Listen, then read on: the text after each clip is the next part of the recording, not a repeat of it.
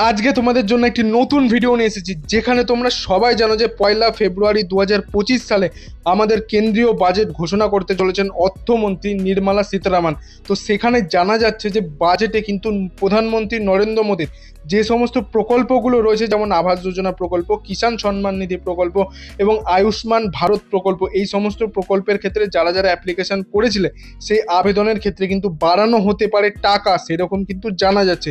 তো সেখানে কত কি টাকা বাড়ানো হবে, কত পরিমাণ টাকা বাড়তে পারে, সেরকম একটা সম্ভাবনা উঠে এসেছে নিউজে। তো সেই নিউজটা আমি তোমাদের সাথে আজকে শেয়ার করতে চলেছি। কত কি টাকা বাড়তে পারে, কিভাবে বাড়বে, কারা কারা এই সুবিধা পেতে পারবে। তো অবশ্যই ভিডিওটিকে সম্পূর্ণ দেখার চেষ্টা করো। আমরা সেই অফিসিয়াল নিউজ বা আপডেটে চলে যাচ্ছি, যেখান থেকে তোমাদের পুরো ডিটেলসটি আমরা শেয়ার করে দিচ্ছি। সরাসরি সেই নিউজটাতে চলে এসেছি। এখানে বলে দেওয়া রয়েছে কেন্দ্রীয় বাজেটে বাড়তে পারে একাধিক প্রকল্পের টাকা। কেন্দ্রীয় সরকারের যে প্রকল্পগুলো রয়েছে সেই প্রকল্পের টাকা বাড়তে পারে বলে সেরকমটা কিন্তু সম্ভাবনা করা হচ্ছে। আগামী 3 দিনের মধ্যে কেন্দ্রীয় বাজেট 2025-এর ঘোষণা হতে চলেছে। সমাজের প্রতিটি স্তরের মানুষ এর অপেক্ষায় রয়েছেন এবং এক বুক আশা নিয়ে কেন্দ্রের দিকে তাকিয়ে রয়েছে আম জনতা। এদিকে সমাজের প্রতিটি স্তরে মূল্যস্ফীতির প্রভাব অনুভব করছে, একই সাথে সাধারণ মানুষের প্রত্যাশাও বেড়েছে। বিশেষজ্ঞরা সরকারকে নগদ অর্থের পরিমাণ বাড়ানোর জন্য ভর্তুকিযুক্ত প্রকল্পগুলির উপর ছাড় দেওয়ার সুপারিশ করেছেন। মানে যে সমস্ত প্রকল্পগুলো চলছে তার টাকা বাড়ানোর জন্য একটি আশা করা হচ্ছে। এই প্রেক্ষাপটে প্রধানমন্ত্রী আবাস যোজনা থেকে শুরু করে কিষাণ সম্মান নিধি যোজনা এবং উজ্জ্বলা গ্যাসের যোজনা, যারা যারা অ্যাপ্লাই করেছিল উজ্জ্বলা গ্যাসের যোজনায়, সেই প্রকল্পগুলোর ক্ষেত্রে বাড়তি বরাদ্দের হতে পারে বলে সেরকমটাই সম্ভাবনা করা হচ্ছে। এবার এখানে বলেছে যে প্রধানমন্ত্রী আবাস যোজনায় যারা যারা অ্যাপ্লাই করেছিল বা যাদের এলিজেবল লিস্টের নাম রয়েছে তাদের ক্ষেত্রে কি বলেছিল হয়েছে দেখে নাও। সরকার রিয়েল এস্টেট খাতকে উৎসাহ করতে এবং সাধারণ মানুষের জন্য সাশ্রয় মূল্য বাসস্থান নিশ্চিত করবেন বলে প্রধানমন্ত্রী আবাস যোজনার জন্য ভর্তুকি বাড়ানোর পরিকল্পনা করতে পারে। মানে এই যে প্রধানমন্ত্রী আবাস যোজনায় যে টাকা দিচ্ছে প্রতিটা দেশবাসীকে, সেটার একটি টাকা বাড়ানো হতে পারে বলে একটি সম্ভাবনা করানো হচ্ছে বা পরিকল্পনা রয়েছে। এর ফলে ব্যাংক থেকে ঋণ নেওয়ার প্রক্রিয়া সহজ হতে পারে বলে সেরকমটা জানানো যাচ্ছে। শহরের আবাসের যোজনার ক্ষেত্রে বাড়তি বরাদ্দের ঘোষণা অর্থমন্ত্রী নির্মলা সীতারামনের কাছে আশা করা হচ্ছে। তারপর বলেছে আয়ুষ্মান ভারত যোজনা। আয়ুষ্মান ভারতে যারা যারা অ্যাপ্লাই করেছিল তারা অবশ্যই জানো, স্বাস্থ্য পরিষেবার ক্ষেত্রে যে কার্ড, সেটা যেরকম আমাদের রাজ্যের ক্ষেত্রে রয়েছে স্বাস্থ্যসাথী কার্ড, তেমনি কেন্দ্রীয় সরকারেরও একটি স্বাস্থ্যসাথী কার্ড যার নাম আয়ুষ্মান ভারত, ঠিক আছে, যেখানে তোমরা স্বাস্থ্য পরিষেবা পেয়ে থাকো।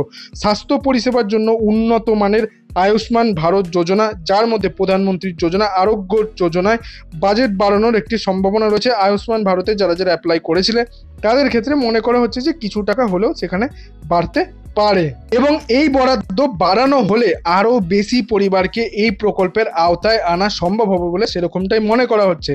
সম্প্রতি 70 বছর এবং তার বেশি বয়সীদের এই প্রকল্পে অন্তর্ভুক্তর ঘোষণার পর এর মূল্যের পরিমাণ আরও সম্প্রসারিত হতে পারে। মানে 70 বছর পর্যন্ত বা তার বেশি তোমরা এক্ষেত্রে অ্যাপ্লাই করতে পারো এবং সেই যোজনার ক্ষেত্রে তোমরা সেই সুবিধাগুলো নিতে পারো। সেই টাকার যে প্রধানমন্ত্রী যে দেয় আয়ুষ্মান ভারতে, সেইগুলো তোমরা নিতে পারো। এবার প্রধানমন্ত্রী কিষাণ সম্মান নিধি যোজনা, যারা কিষাণরা অ্যাপ্লাই করো তাদের কিষাণ সম্মান নিধি যোজনার ক্ষেত্রে কৃষকদের জন্য বড় ঘোষণা রয়েছে, সম্ভাবনা। সেটা সবাই জানে যে কেন্দ্রীয় সরকার কিন্তু কিষাণদের জন্য সব থেকে আগে রয়েছে। তো কেন্দ্রীয় সরকার কৃষকদের জন্য সব থেকে বড় যোজনা এবং টাকা বাড়ানোরও একটা সম্ভাবনা রয়েছে, যেখানে মনে করা হচ্ছে যে বার্ষিক কিস্তি 6,000 টাকা থেকে বাড়িয়ে 12,000 টাকা করা হতে পারে এবং কৃষকদের দীর্ঘদিনের দাবি অনুযায়ী সস্তা ঋণ এবং কম ট্যাক্সের ব্যবস্থাও করা হতে পারে বলে সেরকমটা মনে করা হচ্ছে, যে কৃষকরা যাতে কম টাকায় ঋণ নিতে পারে এবং তাদের যাতে ট্যাক্সটাও কম হয়, তারা যাতে যোজনা আরও মানে সরকারি প্রকল্পের টাকা আরও বেশি করে পেতে পারে। তারপর এখানে বলেছে প্রধানমন্ত্রী গ্রাম সড়ক যোজনা। গ্রাম সড়ক যোজনার ক্ষেত্রে গ্রামীণ অবকাঠামো যে উন্নতির জন্য প্রধানমন্ত্রী গ্রাম সড়ক যোজনার ক্ষেত্রে বাজেট 10% বাড়ানোর প্রস্তাব পূরণ করতে পারে। গত বছর 14,800 কোটি টাকা বরাদ্দ, এবছর 16,100 কোটি টাকা বরাদ্দ হতে পারে বলে সেরকমটাই সম্ভাবনা করেছে। মানে গ্রামের সড়ক রাস্তাঘাটগুলো উন্নত মানের করার জন্য সেখানে 16,100 কোটি টাকা বরাদ্দ হতে পারে বলে সেরকমটা একটি সম্ভাবনা করা হচ্ছে। গত বছর কিন্তু 14,800 কোটি টাকা বরাদ্দ করা হয়েছিল। এবং এমএসএমই খাতের জন্য বিশেষ পদক্ষেপ হলো কেন্দ্রীয় সরকারের। ক্ষুদ্র ক্ষুদ্র ও মাঝারি শিল্পের ক্ষেত্রে উৎসাহী বাড়াতে আরও ক্রেডিট গ্যারান্টি এবং কম সুদের ঋণ ঘোষণা করতে পারে। এমএসএমই যে ছোট ছোট ক্ষুদ্র শিল্পগুলো রয়েছে তাদেরকে আরও উন্নত মানের করার জন্য, তাদেরকে আরও উৎসাহী করার জন্য ব্যবসায়ের ক্ষেত্রে তাদেরকে একটি কম ঋণের সুদ দেবে এবং ক্রেডিট গ্যারান্টি দেওয়ার জন্য এমএসএমই খাতে সক্রিয় হতে পারে এই পদক্ষেপ অর্থনীতিকে আরও বেশি শক্তিশালী করবে।